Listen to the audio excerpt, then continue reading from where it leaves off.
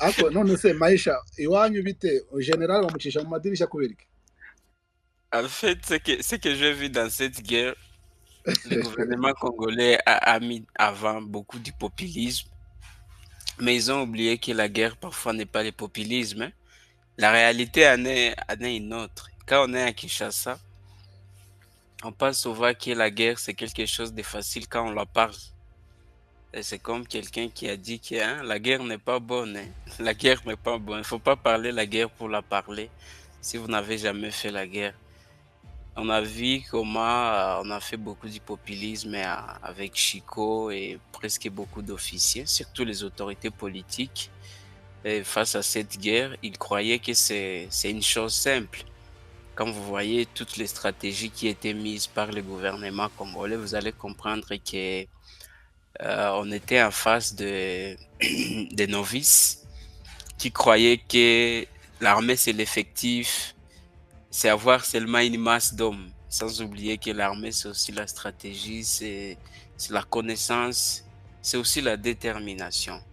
Donc, vous voyez, hein, donc les M23 se bat avec plus de 40 000 Ouazalendou. Il ne faut pas oublier qu'il y a aussi des mercenaires, des Burundais, la SADC. Ce que les gens ignorent, que à Kanyabayonga, il y avait la MONUSCO qui opérait à côté des FARDC. Et vous savez que la MONUSCO a tout le matériel, mais tout est vraiment un équipement solide, hein, militairement, et qui appuyait les FARDC, les Ouazalendou contre les M23, ce qui a fait à ce qu'il y ait une résistance de plus d'une semaine. Malgré tout, la guerre est aussi psychologique, ça dépend de la détermination de chacun. Et on a vu qu'il y a eu beaucoup de mobilisation des Ouazalendou au niveau de Kanyabayonga, qui est la mobilisation des militaires FARDC pour mener la bataille. Et moi, je me demande qu'est-ce que... Mais la prise de Kanyabayonga, quand même, aura un impact sur les opérations militaires. Déjà, on sent une sorte de déception de la part des Ouazalendou, de la part des FARDC, ce qui risque de créer une crise de confiance dans les relations civilo-militaires, avec beaucoup d'impact aussi sur la collaboration Ouazalendo et FARDC, où il y a une possibilité de voir, une probabilité de voir les affrontements entre FARDC et Ouazalendo, ce qui vient de se faire déjà à Butembo. Et je dois vous dire qu'à Butembo, il n'y a pas même 2 semaines qu'un officier de la maison militaire venait d'immobiliser des Ouazalendo en les dotant des armes. Et malheureusement, cet officier de la maison militaire du chef de l'État avait lancé un message le plus hostile au Banyarwanda de dire que vous les jeunes, vous les enfants d'ici, vous les Banandés, si vous avez une dette de Munyarwanda, bouffez-les parce que nous allons finir avec eux et ils manqueront à qui demander leurs créances. Et on a ce qui veut dire qu'il y a une grande mobilisation des groupes armés au niveau de Butembo pour venir faire face au M23 pendant toutes ces 2 semaines. Il y a aussi des miliciens qui étaient venus de Beni pour seulement renforcer ce qui était à Kanyabayonga. Mais on pourrait se demander pourquoi ils ont échoué alors qu'il y a eu une forte, il y a eu un équipement solide qu'ils ont obtenu, tous les soutiens de la MONUSCO. Et on sent en fait qu'il y a un problème dans la chaîne de commandement entre les FARDC, les Ouazalendou et leurs partenaires, parce qu'ils ont aussi avec des FDLR, toutes les FDLR qui ont fui dans les Nyanza, les Rwindi, ils se sont repliés à Kanyabayonga et ils faisaient face aussi au M23. On voit en tout cas la prise de Kanyabayonga explique absolument une défaillance dans les systèmes de commandement où Tshisekedi a fait plus confiance aux Ouazalendou en voulant à ne pas donner beaucoup de confiance et il n'a pas vraiment donné beaucoup de confiance aux militaires FARDC, d'où ceux qui combattent, ce ne sont pas des grands officiers militaires, ceux qui combattent, ce sont des caporaux, ce sont des soldats de deuxième classe. Et du fait qu'il n'y avait pas une considération de ce genre de militaires, vous voyez que la guerre est psychologique, d'où ils ont perdu une sorte de... Ils se sont vus être méprisés, être négligés, et du coup, les Ouazalendou, on les sent vraiment sur toutes les premières lignes et les militaires congolais qui étaient engagés depuis des années, ils étaient mis à côté. C'est pour vous dire que Tshisekedi a mis plus de confiance aux groupes armés qui a sa propre armée. Et faisant ainsi, on sait que les Wazalendou ne résistent pas. Ils ont seulement une hostilité, ils ont seulement un courage nationaliste exprimé oralement, mais du côté tactique militaire, ce ne sont pas des gens qui sont capables de se battre avec les M23. Parce que les M23, d'après tout, ce sont des anciens militaires qui étaient dans les phares d'essai, ils étaient actifs et ils étaient actifs depuis des années. Donc, si Tshisekedi a fait plus confiance aux Azalendou, d'abord c'est par rapport à leur hostilité envers les Banyarwanda, particulièrement les Tutsis congolais. Il a voulu exploiter une sorte de rage, de haine psychologiquement et il a voulu exploiter leur effectif que leur connaissance militaire. Et c'est là où se trouve un danger. À chaque fois, lorsque les militaires font un repli stratégique, il y a les Wazalendou qui sont devenus comme des garde-fous, qui veulent les empêcher de replier. Alors que entre eux, on ne sait pas qui est qui commande qui. Donc, c'est vraiment une mille-faits, les mille-faits comme on a dit, où on dote les gens des armes, mais qui ne sont pas commandés. On ne sait pas qui est le commandant. Vous avez vu une photo où Chico avait réuni des Wazalendou au niveau de Kanyabayonga avant sa chute, dans une salle où ils sont en train de bouffer des biscuits et quelques jus.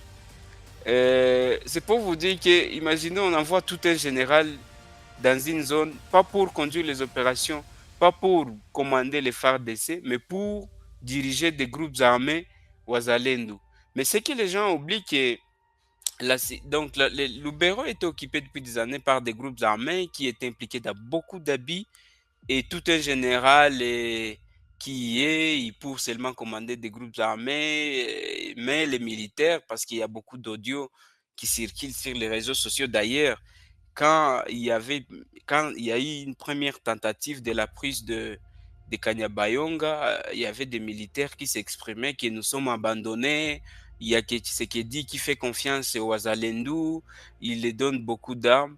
C'est pour vous dire qu'apparemment Tshisekedi croyait que payer des armes sophistiquées aux militaires suffit. Sans oublier que les tactiques, la connaissance militaire aussi est très importante. Et c'est ça ce qui a manqué, ce qui manque du côté de l'armée congolaise. Mais d'après tout, c'est une guerre de détermination. Les gens qui so croient in de que... determination Maisha, sinzi twabanza tugashyiraho iri jambo rya Colonel Nanga nta coordinateur, kibazo. noneho mukaza musa naho mukora analyse iri global.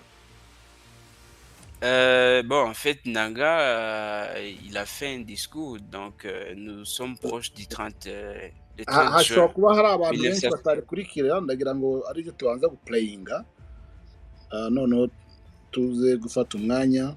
Hari Maxime, hari Maisha, mushobora kuba mwagira umwanya uhagije wo kurisesengura, ukibaza ni iyihe mpamvu iri jambo rije mbere gatoya tariki 30 z'ukwezi kwa gatandatu, le 30 juin, umunsi wa independance, journée de l'indépendance. Ni iyihe mpamvu?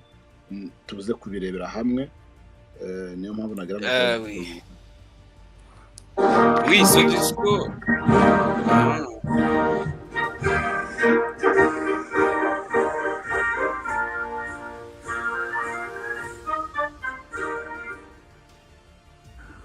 Très chers compatriotes, il vous souviendra que depuis son avènement en janvier 2019, à la suite d'un accord, M. Félix Tshisekedi Tshilombo n'a jamais organisé le symbolique défilé militaire dédié à la commémoration du 30 juin, fête de notre indépendance.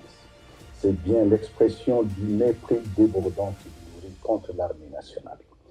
Il l'a par ailleurs déstructuré, désarticulé, tribalisé et affaibli pour promouvoir sa coterie tribale à qui il réserve promotion en grade et distribue par népotisme exaspéré étoile à certains officiers et généraux de sa proche communauté. C'est une entrave grave aux articles 188 et 189 de notre Constitution. Conscient du danger existentiel que court notre pays, nous ne pouvions rester passifs face à la trahison des attentes légitimes de notre peuple. Il était temps pour nous d'agir en voyant Chilombo défaire la République, affaisser l'architecture de notre État et brader son intégrité territoriale par l'affaiblissement prémédité de son système de sécurité et de défense. Il est donc urgent d'agir pour mettre fin à ces régimes cancérigènes, obstacles au progrès de notre nation. Il est temps de briser la peur et de l'affronter. Nous devons résister à ces régimes de frappeurs, des voleurs, des détourneurs et des menteurs attitrés qui écrasent notre peuple. M. Chilombo a trahi la nation. Il a trahi notre constitution. Il a trahi notre démocratie.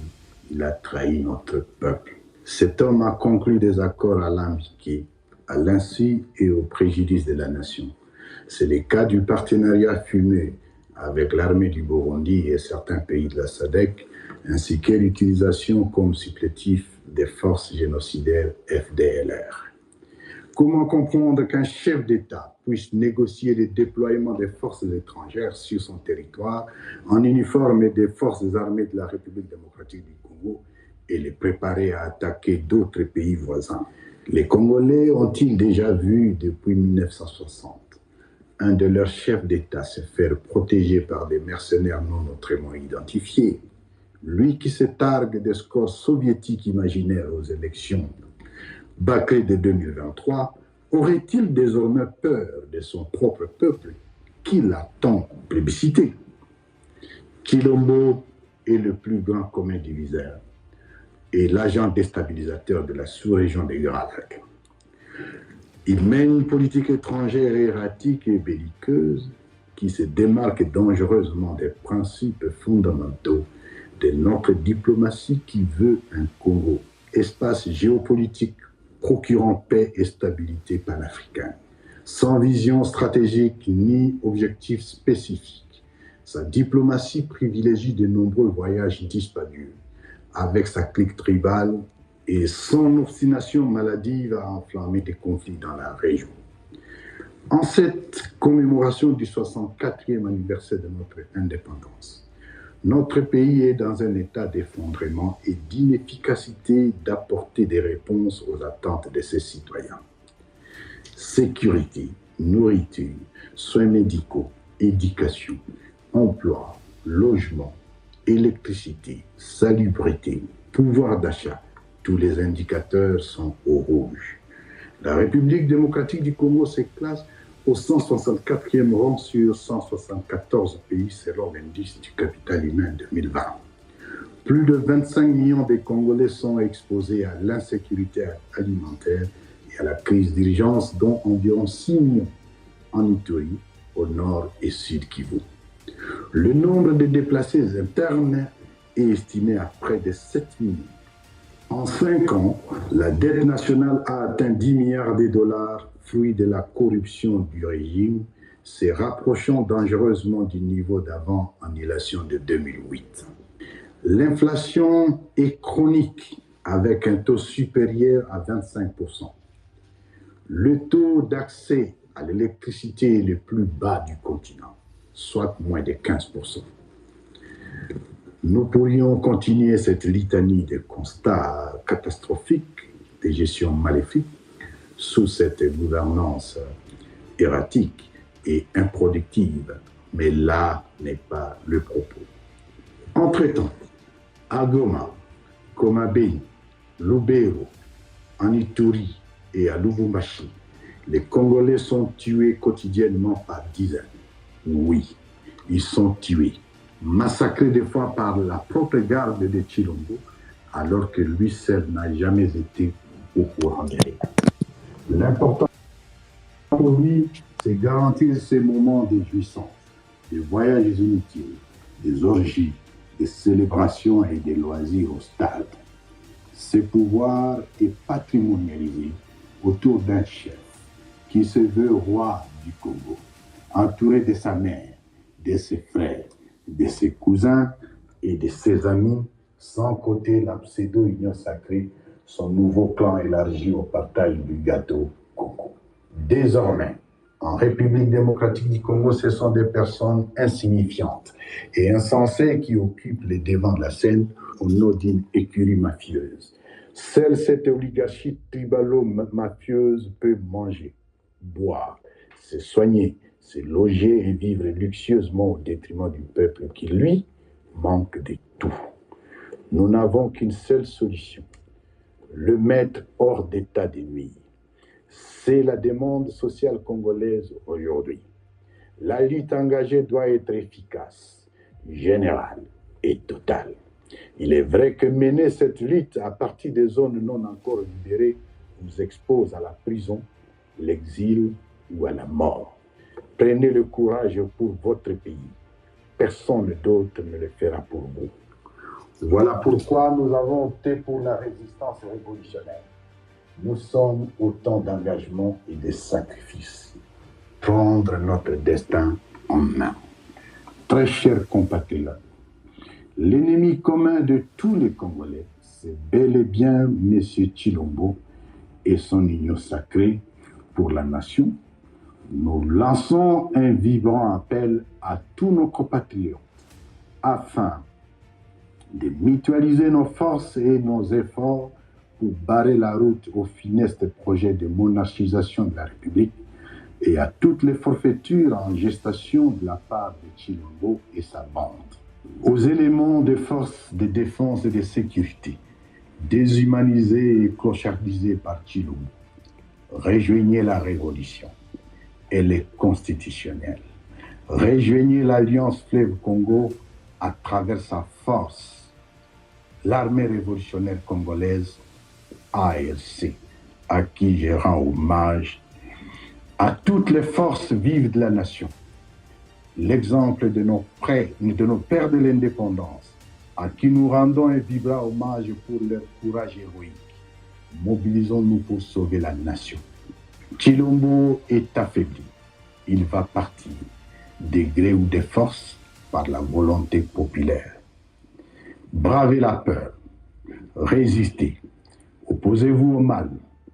Vive l'Alliance Fleuve Congo. Vive la révolution constitutionnelle. Que Dieu bénisse la République démocratique du Congo et son peuple. Je vous remercie.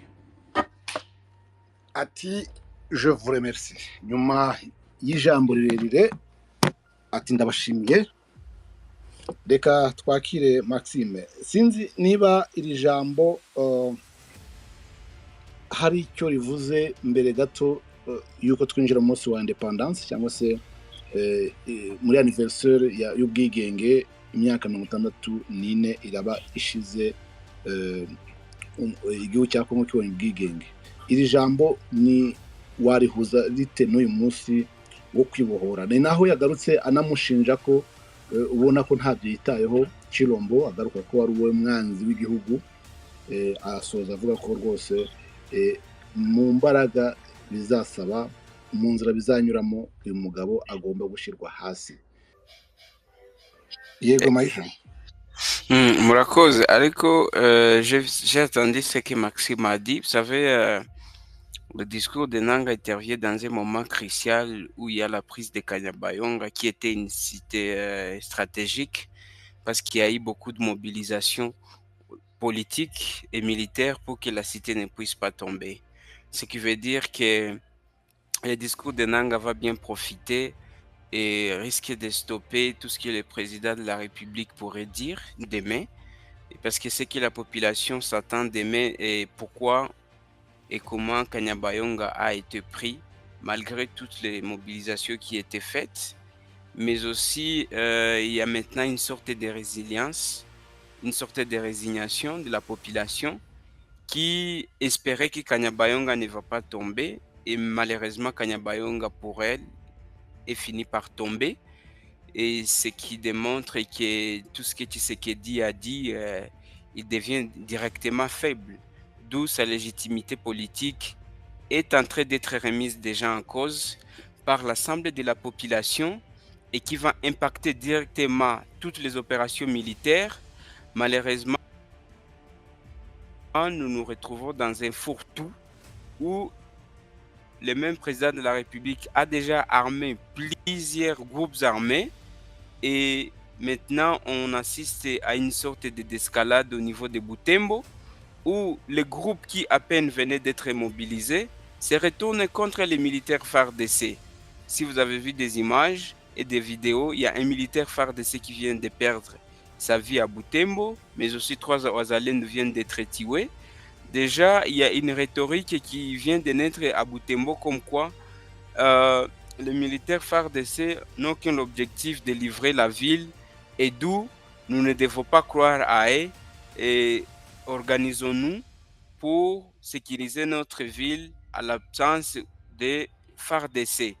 Et là, les Ouazalènes sont en train de se renforcer, de se réorganiser pour tenter à se battre avec les FARDC et prendre le contrôle de la ville au motif de faire échec à l'avancée du M23. Alors, qu'est-ce que Tshisekedi va dire? Il a déployé tout le moyen possible, des drones, il a signé des accords militaires au niveau de la région, il a payé des armes sophistiquées. Nous avons vu des militaires faire des vidéos TikTok et c'était devenu en tout cas une sapologie qui était médiatique de la part des militaires qui montraient qu'ils ont des armes, ils ont des tennis et ils vont gagner la bataille. Alors, tous les moyens financiers qui étaient mobilisés, qu'est-ce qu'ils ont donné pendant tout ce temps que l'armée congolaise est en train de mener les opérations? Voilà des questions importantes auxquelles demain les gens veulent s'attendre.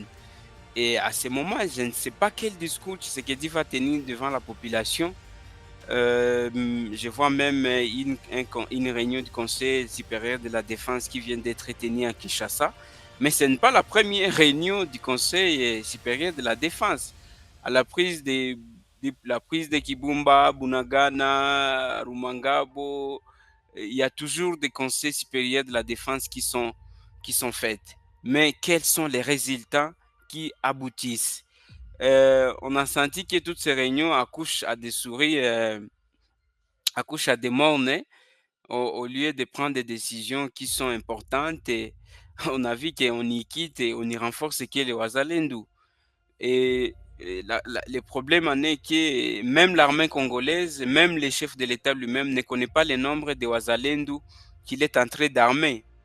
Mais il faut aussi souligner ce qui est très important dans cette discussion, en est que, oui, la population est très... j'ai vu que le M23 a été accueilli à bras ouverts à Kanyabayonga. Et c'est bien, mais il faut aussi noter que Lubero est sous menace des ADF Nalu. Et quelles sont les stratégies qui seraient prises par les M23 pour éviter que les attaques ADF ne puissent pas impacter tout ce que les M23 pourraient faire dans cette zone? Parce que vous savez, Lubero, il y a des groupes armés qui collaboraient avec les ADF. Et beaucoup de ces groupes ont été mixés dans les FARDC comme le Ouazalendo. On ne risque pas d'avoir des cas de morts qui sont commis par ces groupes pour qu'on fasse porter chapeau au M23 au point de faire perdre le M23 toute sa légitimité politique ou AFC sa légitimité politique.